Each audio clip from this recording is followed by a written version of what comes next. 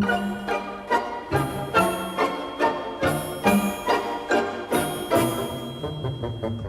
everyone, so today I'm going to be just briefly going over how I colour some characters. I mean, I talk a lot about colouring and breaking down styles, but let's see how I actually go at doing it myself. Now these are colours that aren't typically used by Archie characters, so we're going to be able to see how I make up the various colours that I choose for shadows and lights and stuff like that. Okay, so for this brown here, I've decided to go with a sort of a reddish brown, or an orangey brown. As you can see on the color wheel, from the original color, I've turned the outside of the color wheel a bit to the left, so towards the red, and I just made it a bit darker. So it's given a nice contrast. In fact, that brown is almost the same color as the brown used for the hair and parts of the tail, and yeah. So, you know, they're kind of similar, but that's just the way it works. The darks on those brown parts will be darker, so you won't be able to, they won't confuse each other. Alright, so here I've opted out to go for more a harsher cell shade color with the quills there. It's a little bit dangerous doing it like this because you really need to get your lighting correct. You need to be able to understand where the dark tones go. Normally, for this kind of thing with open quills, I like to go for more of an airbrush approach from right to left. It's a bit easier. It looks really good as well, but you know, you can choose to do it this way. So this is the way I've decided to do it. So I'm just coloring the eyebrows there, making sure to add light sources on the tops, just to show a bit more depth. Same with on the ear there. Just cleaning everything up, making sure it looks nice. This was actually drawn, this wasn't a commission, this was a prize for a raffle that I did a while ago. And it was a full body prize, so these ones, the full bodies are probably the most fun. I have the most fun doing these ones. Just cleaning it up there, making sure the lines look nice. Clean up that back spike a little bit. Make sure it's nice and rounded. But adding light on the tip of that back spike because it's still facing the sun, and it adds depth as well. Now we're going to also add some shadows to the leg there, just to show that it's going inside of the boot. Now this part here, circling around, what I like to do is, since it's such an open area, I'll actually get the airbrush tool and I'll perform a slight gradient on it by lightly drawing a slight gradient on it. The reason is because drawing it fully with like the pen tool, it will make it look a bit too harsh, and you can really tell when looking at it from far away how harsh it is. So I like to make sure that it's a nice gradient because it's a bit safer. It's a bit safer, I guess. Also with the inside of the boot there, just to show that it's going inside. Now for these little pointy parts where the light's still touching, I like to just slightly, ever so gently kiss the edge with the airbrush, just to get a nice sort of fade in. It's a little bit easier on the eyes. You almost don't even notice it, but that's all part of it. Alright, so we're pretty much done with the dark colors. So now what I do is I have the mixing tool open to create a nice mix. So what I usually do is, for the dark color, I usually just make it a little bit harsher than I've used to help mix it better. So now I usually pick an in-between color, and then from there I slightly adjust. It's a little bit of trial and error this part for the depth colors, and see how that, no, it's not light enough. So I'll just readjust and just keep going, just keep adjusting the color until that's better, until I find a nice depth color that I think suits the character. Because as I said in one of my previous tutorials, you want to use a color that's a mixture between the dark and light. So that's how I do that. Also with the underside of the ear, I like to do this. I like to make the underside of the ear color like that. I think it looks really cool.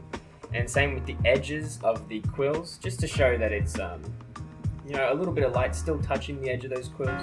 It looks really nice. It looks real nice. Just clean that up a little bit. With cell shading, you need to make sure everything looks real clean. But after a while, you get really used to it. Alright, we'll just color the underside of this back spike. Doesn't that just look awesome? Oh, that looks awesome. Ooh. Ooh, looks really nice. Yes. Zooming out, just admiring that. Ooh, it's a good back spike. Damn, that back spike!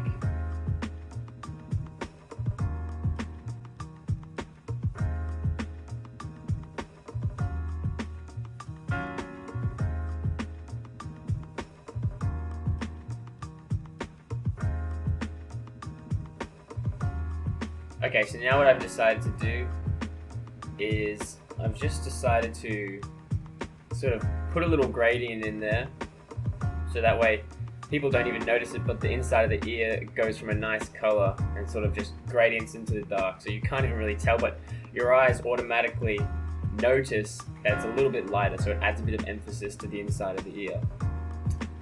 Little trick. Alright, so now we've done the body, so I thought now we'd go and just do the gold part. I'm only going to do the brown parts of the quills and the gold, because the gold is a different texture, so you color it in a little bit more different. Actually, before we do that, I'm just going to add a highlights to the character. I don't normally add highlights. Yeah, get a nice yellowy orange. I don't normally add highlights to every character, and you don't need to. Sometimes you can't because the highlight colors are only so-so. But for this character I decided to, because you can use these nice orangey highlights, but you don't have to.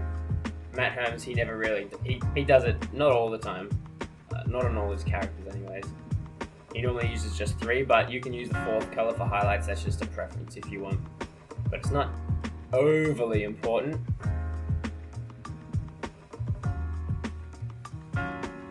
So just adding it to all the parts I think have access to the most sunlight. That's looking pretty good. I say we move on to the gold. Let's go for gold. Okay, so for the dark tones of gold, I usually just get the color wheel and shift it all the way to the orange.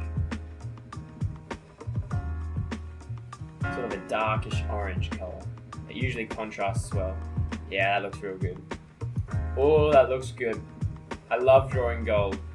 Coloring gold, I should say. Now, when I color gold, I do things a little bit differently. I sort of make sure that all the lines sort of curve up. As you can just see what I've done. Like, make sure everything's on everything on the colors curve. Everything's all curvy and wavy. Nothing straight. So make sure everything curves. See that? Nice curve there. So you want to make sure it's a way to sort of indiscreetly make sure the textures people can differentiate the textures. If it curves like that, people are like, oh, you know, it must be metal instead of like a yellow fabric or whatever. So we'll just add all these dark tones. This is a really cool character. I love that that green and gold contrast. It looks really nice. Okay. Just get nice and get that shine. You want it like almost an S shapes, wavy S shapes. Whenever you're coloring in metal, I find that's the best way for me. I mean, you might do it differently, you might even do it better, but that's just how I do it personally. Making sure everything's curvy, because it looks real nice. It looks real nice. Now we'll just make sure the inside of this is all colored in so people can see. Oh, so that's the inside of the boot.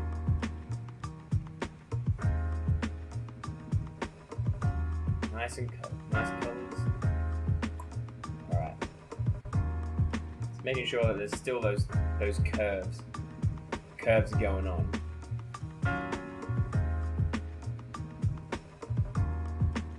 And the lucky last.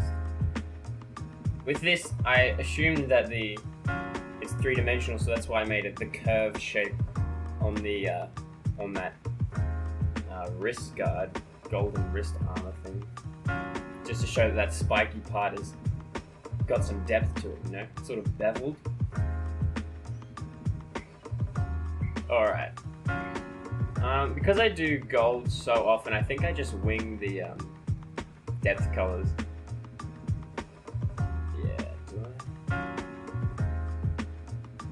Yeah, I just wing it. Oh no, no I don't. Okay, so I sort of choose a middle color. Oh, that's right, I remember I messed this part up.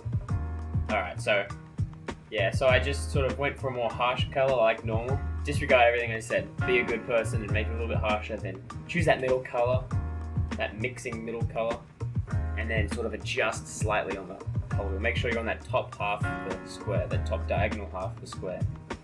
Yeah, that looks good. That's a nice contrast there. Ooh, I love the color gold. Doesn't it just look good? Yeah, it's like a coppery feel to it. And I like to add these extra dots just to show that it's gold. That's also another technique. So make sure you have swirly colors and dots.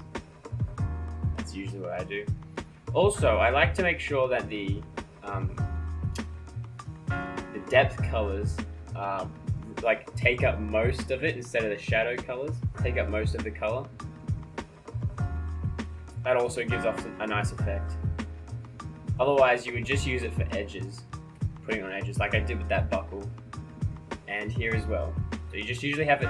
Usually, you have it either as edges or covering up most of the shadow part. So here I'm coloring in most of it.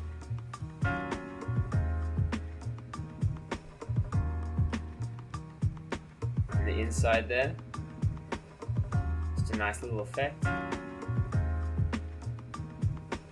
Oh, that looks good. That looks cool. Alright, so same with this one. I'm just making sure it takes up most of it. Gives it that nice sheen, that golden sheen. Looks rad. Just admiring the work. Alright, so we're almost done with the gold. We just got to make sure that we have all the light colors now. So the whites. And let's just try a bit of orangey. I'm not really feeling it. I'm really feeling it, but I'm not feeling it. I think the best option is just to go for a whitish color. Yeah, like a really light yellow. So with the gold, I pretty much do the same thing as the darks. I make sure that it's curvy and that it curves up against lines. And it's always on the light side, obviously. It's a really subtle thing because you can almost not see it because it's so light against that light yellow. Yeah, so pretty much same technique. It really complements it though when you have that white makes it look perfectly like it's gold. Again, using that light source on that spiky part just to show that it's beveled up a little bit. That was pretty cool. That looks pretty cool.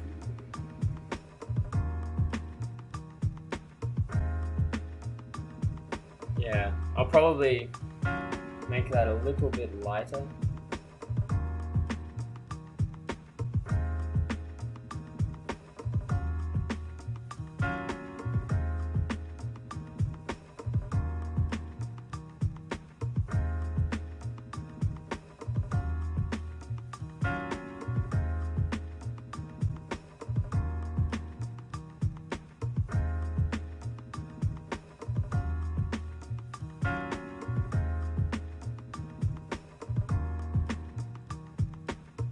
Alrighty, well, I think that'll do for now.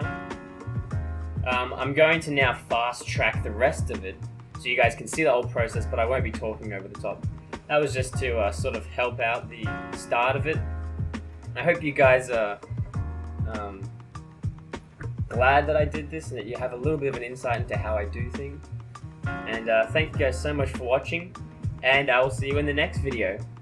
Bye!